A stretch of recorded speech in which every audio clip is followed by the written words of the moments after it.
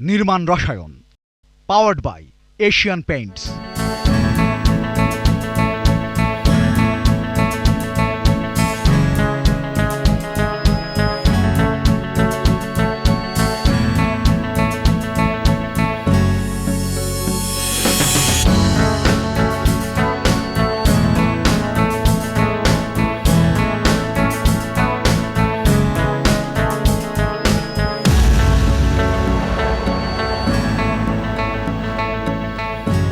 প্রিয় দর্শক, স্বাগত জানাচ্ছি নির্মাণ রসায়ন অনুষ্ঠানে পাওয়ার্ড বাই এশিয়ান পেইন্টস। স্থাপত্য নির্মাণ বিষয়ক খুঁটিনাটি বিভিন্ন বিষয় আমরা আমাদের এই অনুষ্ঠানে তুলে ধরি। আজ আমরা কমার্শিয়াল স্পেসের ইন্টেরিয়র ডিজাইন নিয়ে কথা বলবো এবং ক্লায়েন্টরা যখন সাধারণত কোনো কমার্শিয়াল স্পেসে ইন্টেরিয়র ডিজাইন করার চিন্তা করেন তখন মূলত দুটি বিষয় তাদের সামনে এসে দাঁড়ায়। একটা হলো সেই প্রপার্টিটা যদি কোনো রেন্টেড প্রপার্টি হয় সেখানে তারা মিনিমাম ইনভেস্টমেন্টে কীভাবে ম্যাক্সিমাম আউটপুট এনশিওর করবেন, এবং ফার্নিচার বা ফিক্সচারগুলোর রিইউজেবিলিটি এনশিওর করা সেখানে জরুরি হয়ে দাঁড়ায়, কারণ তারা যদি তাদের স্পেসটা রিলোকেট করেন সেই ক্ষেত্রে সেই ফার্নিচারগুলো আবার রিইউজ করার প্রয়োজন হয়। এই ধরনের বিষয়গুলো কনসিডারেশন করে কিভাবে একটি স্পেসকে চমৎকারভাবে ফুটিয়ে তোলা যায় সেটি নিয়ে আমরা আজকের অনুষ্ঠানে কথা বলবো।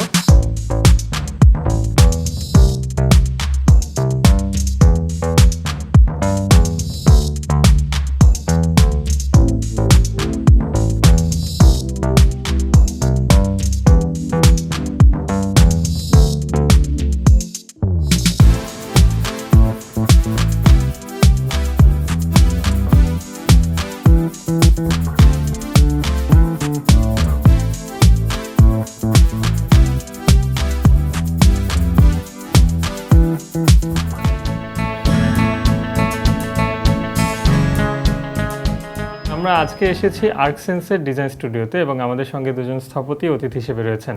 আমাদের সঙ্গে রয়েছেন নাজিউর রহমান এবং লুবাবা সাদিয়া। স্বাগত আপনাদের দুজনকে। আপনারা অতি সম্প্রতি একটি ফ্যাশন হাউস এবং একটি রেস্টুরেন্টের ইন্টেরিয়র ডিজাইন করেছেন। এই দুটো প্রজেক্ট নিয়ে আজকে আমরা কথা বলবো এবং প্রথমে ফ্যাশন হাউস সম্পর্কে জানতে চাইব।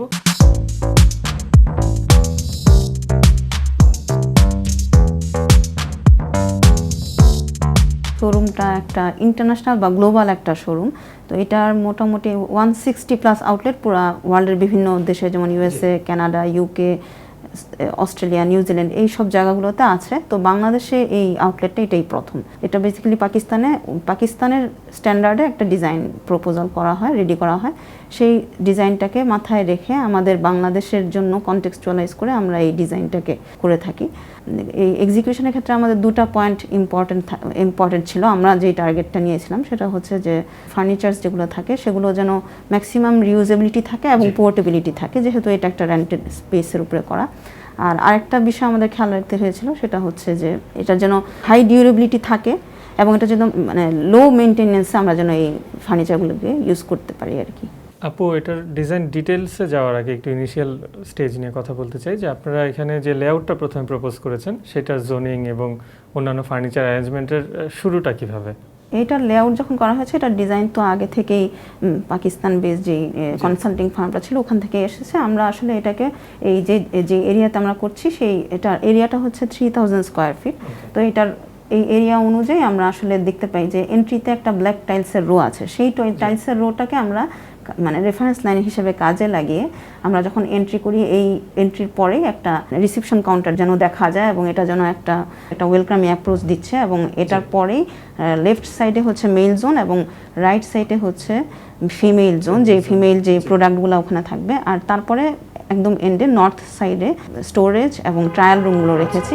তো এই মেল জোন এবং ফিমেল জোনগুলোতেই আমাদের বেসিক্যালি প্রোডাক্টগুলো রাখা হচ্ছে। আর আমি মাঝখানে যে স্পেসটা পাচ্ছি এটা একটা বড় ওয়াইড ব্রিদিং জোন হিসেবে, মানে একটা ওয়েলকামিং স্পেস, মানে ঢুকে একটা বড় জায়গা পাওয়া যাচ্ছে। এইভাবে আমরা বেসিক্যালি একটা 4 ভাগে একটা গ্রসলি ডিভাইড করেছি। যে মাঝখানে একটা ব্ল্যাক টাইলসের রো ছিল, এটা আসলে চেঞ্জ করার কোনো অপশন ছিল না, তো সেটা কিন্তু খুব ডিস্টিংক্ট ভাবে পুরো স্পেসটাকে দুইটা ভাগে ভাগ করে দিল। এটাকে আমরা ডিজাইনের রেফারেন্স লাইন হিসেবে ধরে নিয়েছিলাম। আমরা ইনিশিয়েট করেছিলাম যে এই রেফারেন্স লাইনেই আমরা এই ব্ল্যাক টাইলসটাও থাকবে এবং সাথে পিছনে আমরা যেখানে আমরা রিসেপশন কাউন্টার সেট করেছি একটা, সেই রিসেপশন কাউন্টার পিছনে একটা ব্যাকড্রপ হিসাবে যে পারফিউমগুলো থাকে শোকেসিং করা হয়, সেই পারফিউমের জন্য একটা ডিসপ্লে সেট করেছি, সেটা পুরোটাই ব্ল্যাক। তো এই ব্ল্যাক টাইলস এবং এই ব্ল্যাকের মাঝখানে এই রিসেপশন কাউন্টারটা একটা হোয়াইট যে বুক ম্যাচ মার্বেল দিয়ে আমরা এটাকে হোয়াইট একটা রিসেপশন কাউন্টার দিয়েছি, যেন একটা স্ট্রং কন্ট্রাস্ট ক্রিয়েট করে আর কি। এখানে যে ফার্নিচারগুলো আপনারা প্লেস করেছেন সেই ফার্নিচার ডিজাইন করা এবং ফার্নিচারের যে স্পেশালিটি সেটা নিয়ে একটু। ফার্নিচারগুলো বেসিক্যালি এটা যেহেতু আমাদের একটা রেন্টেড স্পেস, তাই মাথায় সবসময় আমাদের কাজ করেছে যে ফার্নিচারগুলো এভাবে ডিজাইন করব যাতে এটা পোর্টেবল হয় এবং মডিউলার একটা ডিজাইন ফরম্যাটে কাজ করে, যেন এগুলাকে সমস্ত ডিসমেন্টেল করে বিভিন্ন জায়গায় যখন দরকার সরায় নেওয়া যায় এবং আবার রিইনস্টল করা যায়।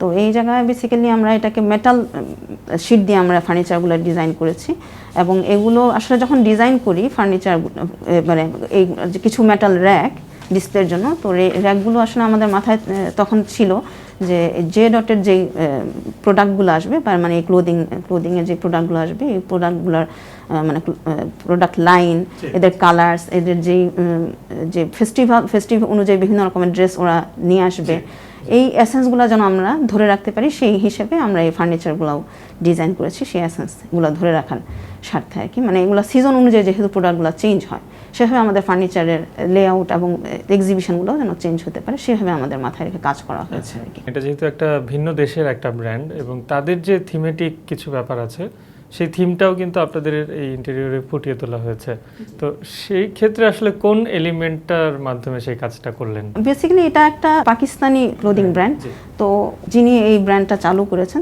উনি রিলিজিয়াসলি মোটিভেটেড ছিলেন, সেই কারণে আমাদের এই কাজের ভিতরেও আমরা কিছু ইসলামিক জিওমেট্রিক যে ফর্মগুলো থাকে সেই ফর্মগুলোকে ইনক্লুড করার চেষ্টা করেছি। এই জন্য আমাদের ডিজাইন ডিটেইলে কিছু কাজ এসেছে, যেরকম সিএনসি কাট করা মেটাল জালি ওয়ার্ক, যেগুলো আমরা ফ্রেমগুলোর উপরে সেট করেছি ব্যাকগ্রাউন্ড হিসেবে।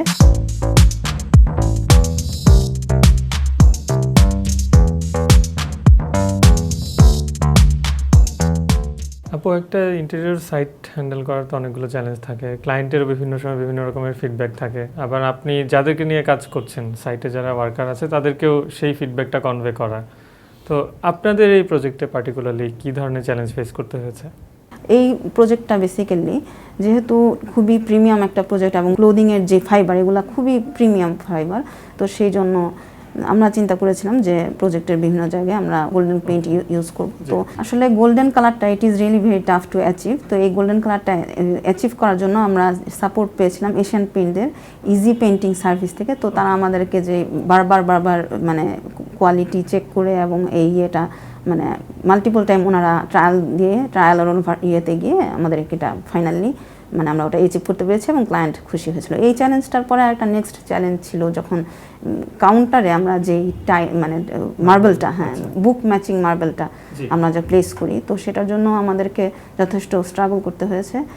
এই প্রসেসটা পুরোটা একটা খুবই ডিফিকাল্ট প্রসেস, প্রায় 9 ফিট বাই 6 ফিট একটা মার্বেলের স্ল্যাব থেকে এই বিভিন্ন টুকরাগুলো কেটে কেটে নেওয়া হয় এবং এটা এই জন্যই ডিফিকাল্ট যে এখানে আসলে যে টলারেন্স লিমিটটা খুবই মিনিমাম রাখতে হয় কি 2 মিলির মধ্যে রাখতে হয়, এর চেয়ে বেশি আসলে মানে যদি হয়ে যায় এদিক ওদিক তাহলে আমাদের যেটা হবে যে মার্বেলের ফাইবারগুলো ম্যাচ করবে না এবং টোটাল মানে আমাদের টোটালটাই ওয়েস্টেজ হয়ে যাবে।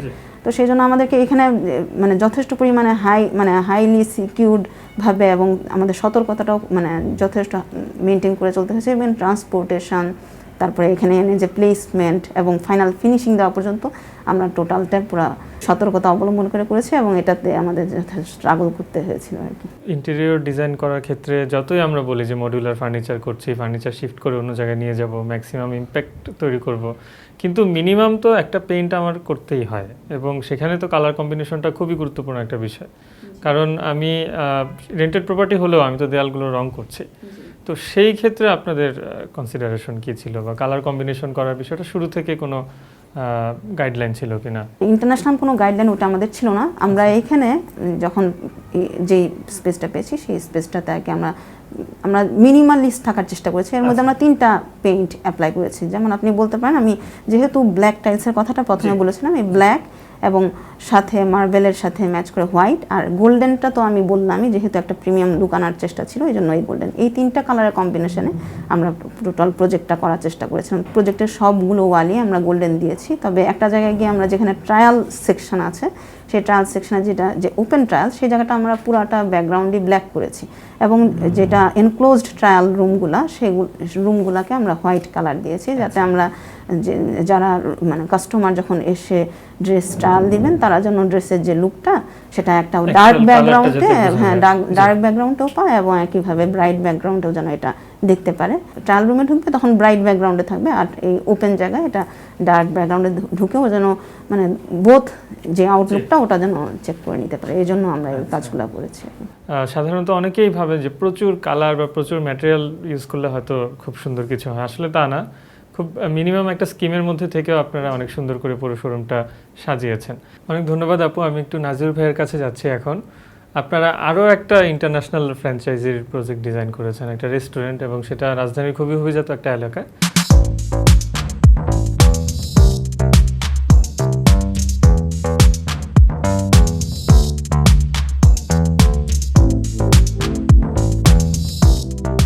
সেই এলাকায় একটা রেস্টুরেন্ট করার ক্ষেত্রে কি কি কনসিডারেশন ছিল প্রথম থেকে, এবং সেই রেস্টুরেন্টটার যে কনসেপ্ট বা থিমেটিক যে ডিজাইন, সেই গল্পটা একটু জানতে চাই।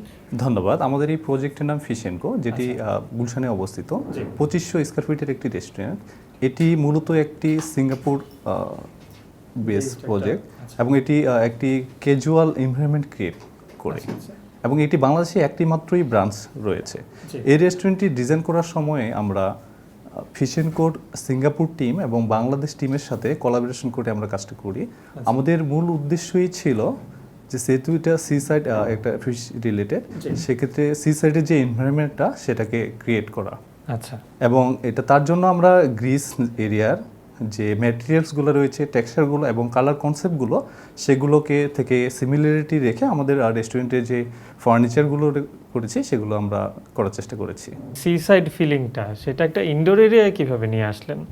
গেস্ট এরিয়া ডিজাইন করার সময় আমরা শুরুতে যেটা চিন্তা করি যেন এখানে ক্লায়েন্ট এসেই যে ওদের সি সাইডে কোনো একটা রেস্টুরেন্টে আছে সেই ফিলটা দেওয়ার চেষ্টা করি আমরা।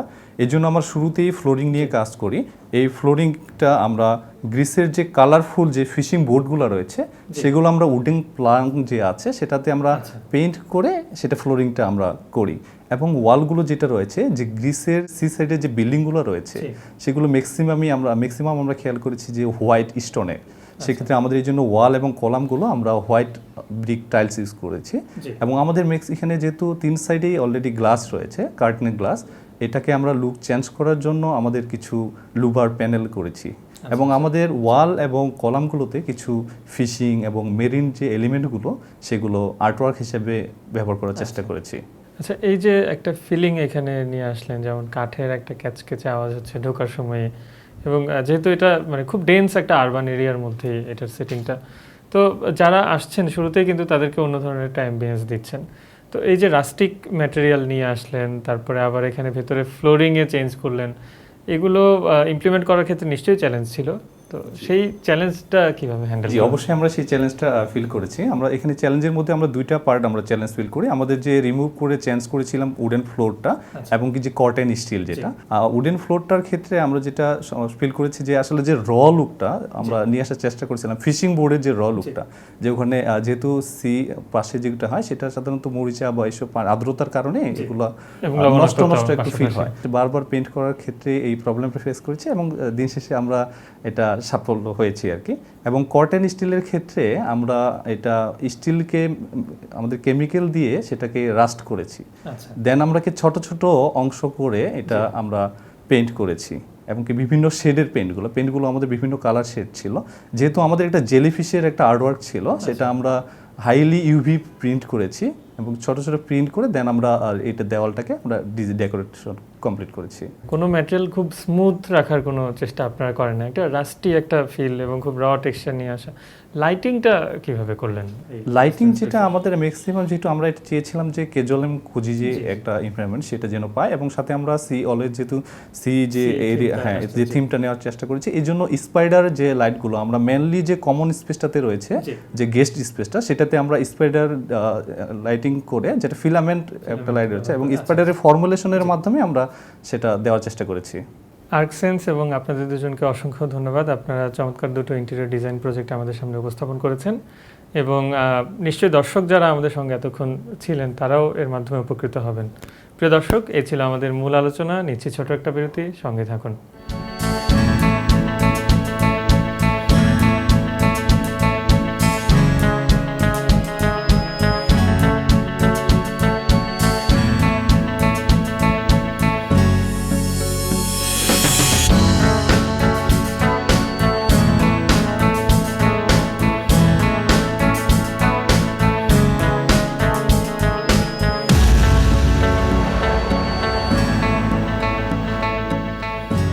Powered by Asian Paints. প্রিয় দর্শক, বিরতির পর নির্মাণ রসায়ন অনুষ্ঠানে আরও একবার স্বাগত জানাচ্ছি। এবারে থাকছে এক্সপার্ট টাইম।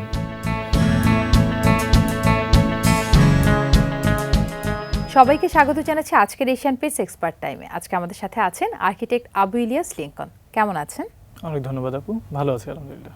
আপনি তো অনেক দিন থেকে কাজ করছেন, কোন ধরনের কাজ করতে সবচেয়ে বেশি স্বাচ্ছন্দ্য বোধ করছেন? আমরা সাধারণত আর্কিটেকচারাল এবং ইন্টেরিয়র ডিজাইন দুই ধরনেরই কাজ করে থাকি, তবে বর্তমান কনটেক্সটে আমাদের রেসিডেন্সিয়াল রেস্টুরেন্ট এবং শোরুমের কাজগুলো বেশি হচ্ছে। সো এই ধরনের কাজগুলোতেই আমাদের স্বাচ্ছন্দ্য বোধ আসছে এখন। আবাসিক যে প্রজেক্টগুলো হচ্ছে সেগুলোর মধ্যে এখন আসলে কোন ধরনের ডিজাইন খুব বেশি প্রচলন দেখা যাচ্ছে? এখন আসলে সবাই পছন্দ করে মিনিমালিস্টিক এবং সফট কালারের একটু ব্রাইট ডিজাইন। এই ক্ষেত্রে যখন আপনি কাস্টমারের সাথে কাজ করছেন, তাদের রিকোয়ারমেন্ট এবং আপনাদের যে চিন্তাটা থাকে, এটার মধ্যে পেইন্টের ভূমিকাটা কতটুকু ইম্পর্ট্যান্ট? শুরুতে ঢুকতে আসলে বাসাটার পেইন্টটা কেমন এটা থেকে কিন্তু পরিচয় পাওয়া যায় যে ইউজার বাসার তাদের আসলে রুচিটা কেমন। সো বাসায় কালার সিলেকশনের ক্ষেত্রে সবাই একটু সতর্ক থাকে যাতে ব্রাইট এবং একটা ওয়াও ফ্যাক্টর যাতে কাজ করে, যে বাসায় ঢুকলে যাতে সবাই ওয়াও হয় না, বাসাটা অনেক সুন্দর। তো এই ক্ষেত্রে আমরা আসলে এশিয়ান পেইন্টসের কিছু টুল ব্যবহার করতে স্বাচ্ছন্দ্য বোধ করি। এর মধ্যে এশিয়ান পেইন্টের যে কালার শেড কার্ডের যে ক্যাটালগ আছে, যে কালার স্পেকট্রা, এই শেড কার্ডটা আমরা ব্যবহার করার চেষ্টা করি ফিজিক্যাল সাইটে। তবে অনেক সময় দেখা যায় যে অনেক ক্লায়েন্টের সাথে আমাদের এই সুযোগটা হয় না। তো সেখানে আমরা যেটা চেষ্টা করি যে এশিয়ান পেইন্টেরই আরেকটা অ্যাপ আছে, কালার স্ক্রিন প্রো এবং কালার উইথ এশিয়ান পেইন্টস। এই অ্যাপগুলোর সাহায্য নিয়ে অনেক সময় দেখা যায় যে আমরা রিমোটলি ক্লায়েন্টের সাথে কোঅর্ডিনেট করে কোন দেয়ালগুলো কোন কালার বা কোন ধরনের টেক্সচারে সাজানো যায় সেই বিষয়টাকে বের করে আনার চেষ্টা করি। তো রঙের ক্ষেত্রে ফিনিশ বা কোয়ালিটির ব্যাপারে আপনি কোন জিনিসগুলোকে প্রায়োরিটি দিচ্ছেন, বা কাস্টমার অ্যাকচুয়ালি কি জানতে চায় যখন কোনো পেইন্ট সিলেক্ট করে? আসলে কাস্টমারের কোয়ালিটির বিষয়ে খুব বেশি ধারণা থাকে না। ওনাদের আসলে প্রাইমারি একটা ধারণা থাকে যে পেইন্ট যেহেতু একটা যথেষ্ট হ্যাসেলের একটা প্রসেস, সো যত বেশি দিন সম্ভব এই পেইন্টটা যাতে উইদাউট মেনটেনেন্স এটা যাতে ভালো রাখা যায়। পেইন্টে যাতে ময়লা যদি লাগে সেই স্টেইনের দাগগুলো যাতে রিমুভ করা যায়, এই ক্লিনিংয়ের যে বিষয়টা, ওয়াশেবিলিটিটা সবাই আসলে গুরুত্ব দিয়ে থাকে। তো ওয়াশেবিলিটি এনশিওর করার জন্য আমাদের ইন্টেরিয়র যে প্রজেক্টগুলো আছে সেইখানে আমরা আসলে চেষ্টা করি যে এশিয়ান পেইন্টের রয়্যাল শাইন যে প্রোডাক্ট, সেই প্রোডাক্টটা ইউজ করতে। এই প্রোডাক্টের ক্ষেত্রে আমরা দেখেছি যে এটার ফিনিশিং কোয়ালিটি যথেষ্ট ভালো এবং এটা খুবই ওয়াশেবল। কিন্তু এই রংটা করার আগে কি এর বাইরেও কিছু ব্যাপার আছে যেটা আমাদের খেয়াল করা উচিত? বিল্ডিংয়ে যদি রিপেইন্টিং হয় বা যদি বলি ফ্রেশ পেইন্টিংই হয়, সেক্ষেত্রে কি আসলে ড্যাম্পের কোনো জায়গা থাকতে পারে বা আরও কোনো প্রিকশনের জায়গা আছে কিনা যেগুলো আসলে আমাদের টেক কেয়ার করা উচিত? ড্যাম্পের সমস্যা আসলে শুধুমাত্র যে ভিতর থেকেই আসে বিষয়টা তা না। সাধারণত আমরা যেটা জানি যে ওয়াশরুম বা কিচেনের পাশে যে দেয়ালগুলোতে প্লাম্বিংয়ের সলিউশন থাকে, সেই দেয়ালগুলো থেকেই কিন্তু ড্যাম্পের প্রাইমারি সোর্স হিসাবে গণ্য করা হয়। প্লাস্টারে যদি গ্যাপ থাকে তবে সেখান দিয়েও কিন্তু পানি লিকেজ হয়ে ভিতরের দেয়ালগুলোকে নষ্ট করতে পারে। এবং যদি টাইলসের যে পুটিং বা গ্রাউটিংয়ের যে বিষয়টা সেটা যদি প্রপারলি না করা হয়, সেখান দিয়েও কিন্তু পানি আসলে চুয়ে চুয়ে দেয়ালের যে রঙের সেটা ক্ষতি করে। এই ক্ষেত্রে আমরা আসলে ক্লায়েন্টদেরকে সাজেস্ট করি যে যদি সুযোগ থাকে যে প্লাস্টারের আগেই এই ড্যামব্লক 2কে এই ধরনের ম্যাটেরিয়ালগুলো অ্যাপ্লাই করে নিতে। প্লাস্টার করার আগে যদি এটা করা হয় তাহলে এটা প্রপার একটা সলিউশন পাওয়া যায়। প্রত্যেকটা স্টেপই খুব টেকনিক্যাল এবং প্রত্যেকটাতে আসলে এক্সট্রা কেয়ারের দরকার আছে। সো এই প্রত্যেকটা প্রসেস দিয়ে যাওয়াটা হয়তো একটা ক্লায়েন্টের জন্য অনেক বেশি রিস্কিও হতে পারে, অ্যাজ ওয়েল অ্যাজ অনেক বেশি চ্যালেঞ্জিংও হতে পারে। সো এই ক্ষেত্রে কোনো সার্ভিস প্রোভাইডার কি আছে বা কোনো ধরনের সহজ সলিউশন কি তাদের জন্য আছে যেটা তাদের এই রং করার প্রসেসটাকে ইজি করে দিবে তাদের জন্য? রঙের যেই কনজাম্পশন এটা কখনো ট্র্যাক করা সম্ভব না, এবং যে কোয়ালিটি, কাঙ্ক্ষিত যে কোয়ালিটি বা দেয়ালের যে ফিনিশিংটা আসার কথা, এটার প্রসেস ঠিকমতো না জানার কারণে কিন্তু আসলে খরচ ঠিকই হয়, কিন্তু কাঙ্ক্ষিত যে রেজাল্ট সেটা কিন্তু আর পাওয়া যায় না। এই জন্য আমরা আসলে এখন যেটা সাজেস্ট করছি আমাদের ক্লায়েন্টের জন্য, বা আমরা নিজেরাও যেটা আসলে যেই সার্ভিসটা নিচ্ছি সেটা হচ্ছে এশিয়ান পেইন্টের সেফ পেইন্টিং সার্ভিস। ওনাদেরকে ইনভাইট করলে ওনারা সাইটটা ভিজিট করে ময়েশ্চার মিটার দিয়ে মেপে যেসব দেয়ালে ময়েশ্চার কন্টেন্ট আছে সেই দেয়ালগুলোতে ওনারা আগে থেকেই সাজেস্ট করেন যে এই দেয়ালগুলোতে প্রোটেকশনের মেজারগুলো নেওয়া লাগবে। তো সেগুলো কেমিক্যাল অ্যাপ্লাই করে তারপরে পুরো প্রসেসটায় কোথায় কোন ধরনের রং ইউজ হবে ক্যাটাগরি ওয়াইজ সেগুলো আলাদা করে দেওয়া হয়। আমাদেরকে একটা স্যাম্পলও করে দেখান যে এটার ফিনিশটা এমন হবে। তো এই প্রসেসটাতে আসলে আমাদের জন্য যেমন ইজি হয়ে গিয়েছে এবং আমাদের ক্লায়েন্টদের জন্য যথেষ্ট ইজি হয়ে গেছে। ধন্যবাদ আর্কিটেক্ট আবু ইলিয়াস আপনার মূল্যবান সময় আমাদেরকে দেওয়ার জন্য এবং আপনার এক্সপিরিয়েন্সটা আমাদের সাথে শেয়ার করার জন্য। ধন্যবাদ। দর্শক, আজকে আমরা অনেক ডিটেল একটা ডিসকাশন করলাম আর্কিটেক্ট আবু ইলিয়াস লিংকনের সাথে, এবং সেখান থেকে আসলে অ্যাজ অ্যান এক্সপার্ট উনি আমাদেরকে জানালেন ড্যাম্পের সলিউশন এবং পেইন্টের জন্য কোন কোন বেস্ট সলিউশনগুলো আমাদের কাছে আছে। নিজের বাসাকে মনের মতো রাঙাতে এশিয়ান পেইন্টসের safe AC painting can be one of the best solution. এই ছিল আমাদের আজকের অনুষ্ঠান। আপনার যদি কোনো প্রশ্ন, মতামত বা পরামর্শ থেকে থাকে জানাতে পারেন ইমেলের মাধ্যমে। পাশাপাশি আপনার নিজের কোনো প্রকল্পের জন্য যদি কোনো স্থপতির পরামর্শ প্রয়োজন হয়ে থাকে সেটিও ইমেলের মাধ্যমে আমাদের কাছে লিখতে পারেন। ভালো থাকুন, সুস্থ থাকুন, এটি নিউজের সঙ্গে থাকুন। শুভরাত্রি।